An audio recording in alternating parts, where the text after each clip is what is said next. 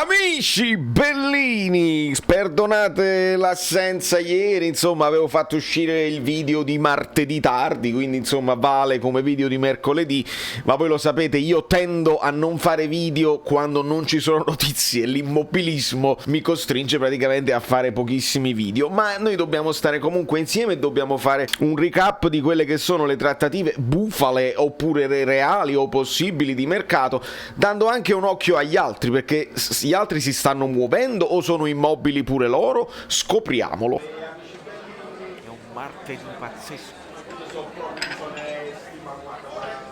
Rumori incredibili, rumori. Allora, amici bellini, Nicola Alfano, benvenuto. Siamo praticamente 9300, siete straordinari.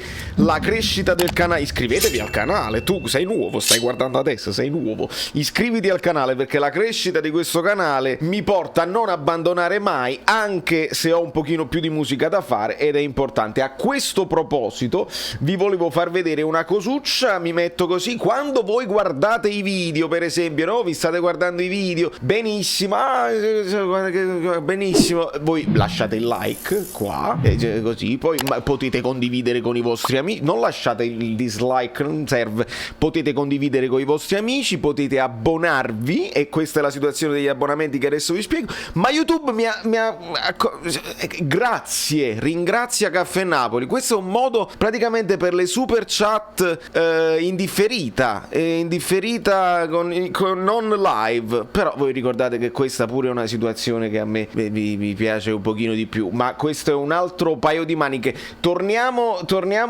a noi, subscribe eccetera eccetera, perché dobbiamo parlare di mercato. Abbonati, oggi è 29 luglio, il 1 agosto spariscono gli abbonati bellini, ho visto nuovi abbonati bellini, spariscono gli abbonati bellini di Focim e si passa solamente agli abbonati bellini, quelli col cuore azzurro, che possono essere aggiunti al nostro gruppo Telegram privato. Basta così. Andiamo subito a parlare un pochino di mercato, perché in questi giorni io mi sono trovato a smentire, tra virgolette, notizie di mercato che mi sembravano un pochino campate per aria, sinceramente, di amici che mi hanno scritto su Telegram, mi hanno scritto su Instagram, mi hanno detto ma Manolas se ne va alla Juve, vogliono offrire 15 milioni perché pare che la Juve vende Demiral. Ho detto ma non avrebbe molto senso, cioè se la Juve effettivamente vende Demiral, tutto gira intorno a Romero, perché l'Atalanta, se vedete, lo vedete piccolino ma non importa, se vedete l'Atalanta c'è questa situazione Romero, 50-60 milioni pare abbiano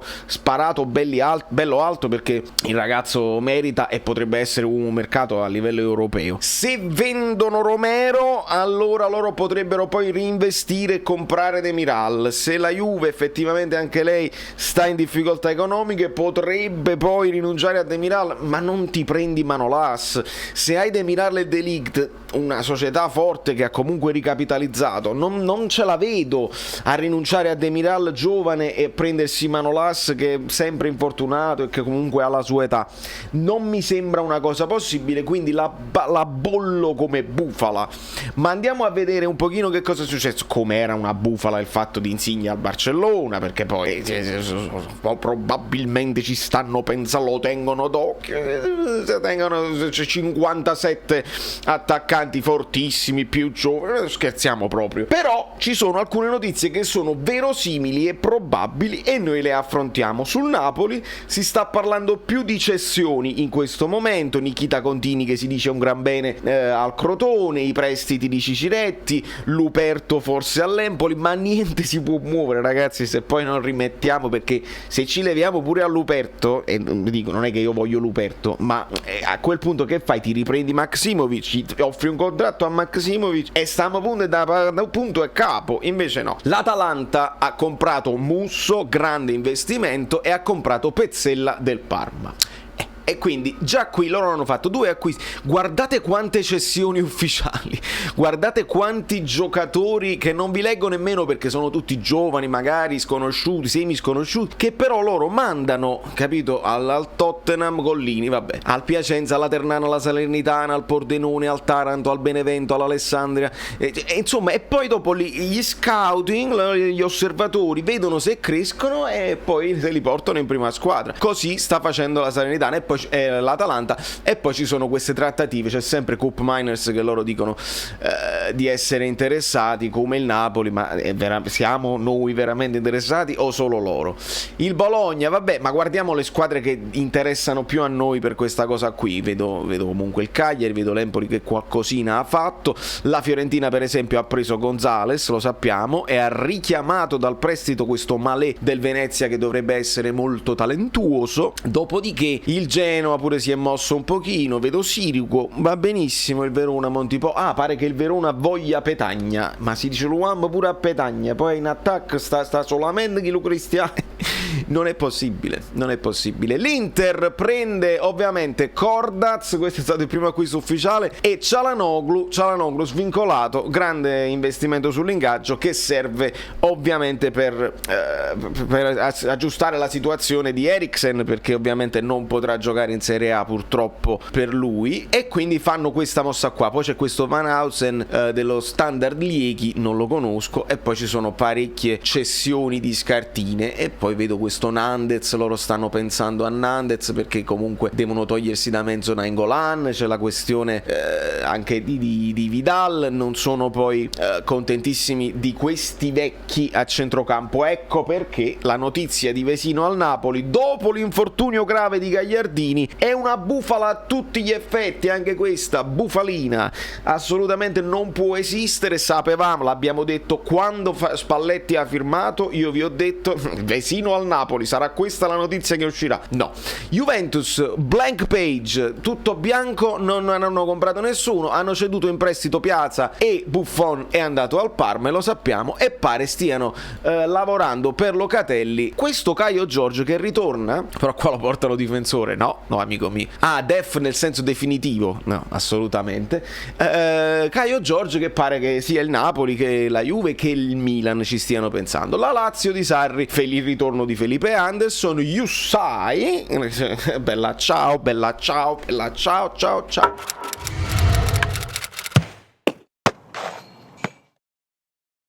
E questo Kamenovic che non conosco, e quindi hanno fatto queste 2 operazioni, non tantissimo, però qualcosina è stata fatta. Il Milan, che perde Donnarumma e che perde Çalhanoğlu, prende questo Ballo Touré del Monaco, riconferma Brahim Diaz dal Real Madrid, prende Giroud, e questa è un'operazione interessante che però può funzionare come no, nel senso che per esempio l'operazione Mandzukic che hanno dovuto svincolare sono stati soldi buttati, quindi credo che Giroud sia molto più integro di Mandzukic a livello anche fisico. Poi confermano Tonali, il portiere del Lille al posto di Donnarumma, e Tomori l'hanno dovuto riscattare, e quindi il Milan ha fatto queste cose qua. Il Napoli, vuotezza assoluta. Tra le cessioni abbiamo dato Zerbini al Frosinone, Labriola al Taranto in prestito, questo prezioso alla Virtus Francavilla, Sgarbi e Yusai svincolato. Poi c'è anche Maksimovic svincolato che qua non lo porta,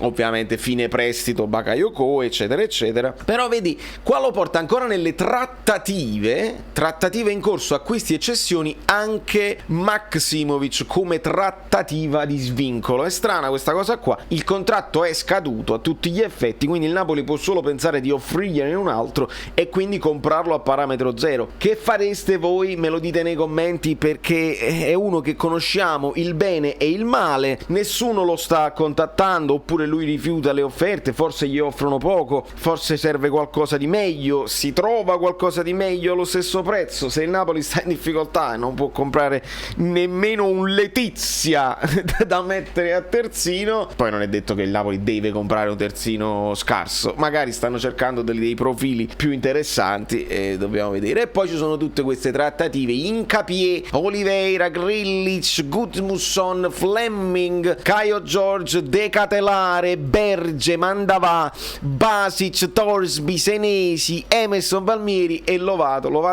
mi piacerebbe se ci fosse effettivamente una trattativa, ma poi abbiamo tutta una serie altre di nomi che sono stati fatti, non ultimo quello di Odegaard del Real Madrid, che ha giocato all'Arsenal, e si parlava di questo scambio con Fabian più soldi. Ma io poi chiedo agli amici uccellini che mi dicono, io ho gli uccellini che mi dicono le cose, amico uccellino, che ruolo fa questo Odegaard? Trequartista ala? E allora non serve, perché non ci serve lì. Se si trattasse di un centrocampista ne devi prendere 2 se vendi Fabian, e forse ne dovresti prendere 3, perché comunque Demme fino ad ottobre non se ne parla. E allora che faci? Ci sarà sicuramente un adattamento di Zielinski, e questo ve l'ho anticipato, perché Zielinski probabilmente più di Fabian si può adattare nella zona centrale, perché è più svelto, perché il primo tocco, perché il primo controllo, eccetera eccetera. Di conseguenza vedremo probabilmente esperimenti del genere. Ne parlavo con Fabio Mersatile anche nell'amichevole con il Bayern di Monaco. Speriamo di non fare brutte figure, perché poi il tifoso questo gli serve, la brutta figura internazionale, per andare poi su tutte le furie. Potevo pure evitare, era meglio che non facevo, ma 10 euro buttati,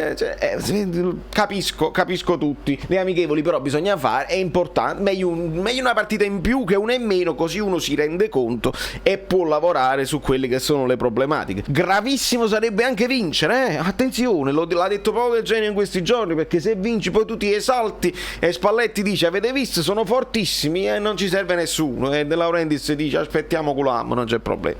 Gulam perché di terzini sinistri il Napoli aspetta, ma pare che Gulam si allenerà poi col gruppo, e quindi il recupero, e quindi un'altra volta servirà il mazzo. Ma non mi voglio fermare al Napoli, perché poi la Roma invece ufficializza Rui Patricio a Porta, e poi ci sono una serie di cessioni: Kluivert, Under, Mirante, Juan Jesus, Perez, eccetera, e poi sono all'inseguimento di Xhaka. Shomurodov probabilmente è molto più vicino, quindi in attacco, e questo Vigna, che è un giocatore che a quanto pare anche il Napoli aveva seguito, 15 milioni, terzino sinistro, quindi siamo in ritardo. La Salernitana, una serie di giocatori, c'è questo famoso Koulibaly con la C che mi fa ridere. Sampdoria pure non ha fatto niente, il Sassuolo non ha fatto niente, lo Spezia giocatori che non conosco, il Torino, vabbè, l'Udinese, vabbè, il Venezia lo dobbiamo tenere d'occhio perché sarà la prima partita. Insomma ragazzi, qualcuno si è mosso, qualcuno non si è mosso, il mercato sembra bloccato un po' per tutti. Io spero che, come spesso accade, alla fine il Napoli, dopo tutti i nomi che si fanno, se ne esce con un nome che non è mai uscito e si chiude in poco, perché molto spesso il Napoli fa così, non sappiamo niente, improvvisamente domani è fatta, mancano le penne, manca la firma per giocatori che non conosciamo. Molto spesso è così, e credo che sarà così anche quest'anno, specialmente quest'anno. Speriamo che quindi si stiano facendo delle trattative sotto traccia, le famose trattative sotto banco, e che il Napoli sia pronto nel momento in cui arrivasse l'offerta irrinunciabile per uno di questi giocatori qua che sappiamo. Koulibaly non credo, Manolas. Koulibaly potrebbe avere delle offerte dai top club. Insigne è una questione diversa, il suo procuratore è andato a colloquio a Castelvolturno, ma pare per parlare di Contini e di Ciciretti e altri giocatori che lui gestisce, non per Insigne. Io credo che Insigne, certo ci dovrà essere il suo procuratore Pisacane, però dovrà essere un colloquio, non dico privato, ma occhi negli occhi con De Laurentiis, perché il capitano, non è che tu fai la trattativa solamente con il capitano, presidente, si parla dei progetti, si parla del futuro, questo è il contratto finale. Quindi la situazione Insigne è molto delicata, facciamogli finire le vacanze. Parlando di vacanze, molte radio e televisioni e trasmissioni vanno in vacanza e quindi non copriranno il ritiro di Castel di Sangro, e quindi io farò di tutto per darvi delle notizie, le cercherò, le scaverò, cercherò di fare interviste e cose varie. Voi sapete come supportarmi e vi ringrazio. Dopodiché ragazzi, altre offerte possono arrivare per Fabian, ma è complicatissimo probabilissima che sia proprio Fabian a uscire, visto l'infortunio di Dem e visto che non c'è più Bakayoko. Si è parlato anche di Bakayoko, un altro prestito, vuol dire proprio che siamo alla frutta, che non abbiamo altre idee. Veramente sarebbe grave,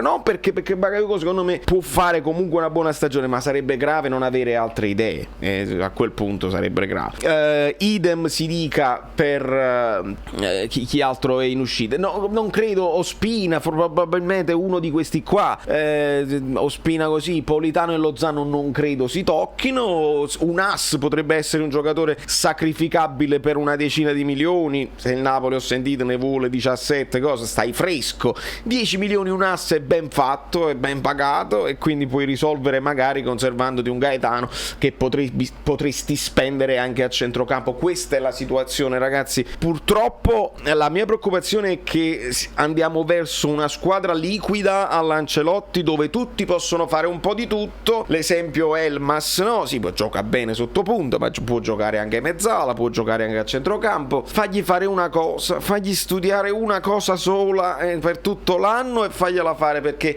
se poi lasciamo alle letture diventa secondo me complicata e ci mettiamo nelle chiavette. Quindi queste sono chiavette nelle chiavette. Direi che da New York Valerio Fluido è tutto. Voi state tuned, fate tutte le cose belline che sapete, i like, iscrivetevi al canale, iscrivetevi anche al canale Telegram, e seguendomi su Instagram avete degli aggiornamenti anche sulle cose musicali, perché io sto scrivendo una canzone bellissima. Quindi dobbiamo arrivare ai 10.000 e arriviamoci. Si deve cliccare sopra la cosa, così poi cliccate sulla campanella, poi vi iscrivete al canale Telegram, poi dovete praticamente fare basta, sei cringe, quante cose, tutte le cose belline. Io mi ricordo come mi chiamo.